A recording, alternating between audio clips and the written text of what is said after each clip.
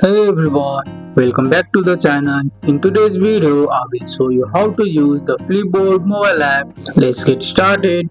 Flipboard is a free app that lets you read and collect stories about your favorite topics like news, tech, travel, business or health. First, open the Flipboard app on your phone. If you haven't signed in yet, just sign up with your email, Google or Apple ID. Once you are in Flipboard, we'll ask what topics you like, such as sports, business, fashion, or entertainment. Just tap the one you are interested in. Flipboard will then show you a personalized feed with stories, video, and posts. To read a story, just tap on it. You can like it by tapping the heart icon or share it by tapping the arrow icon. If you want to save it for later, just tap the plus icon to add it to a magazine.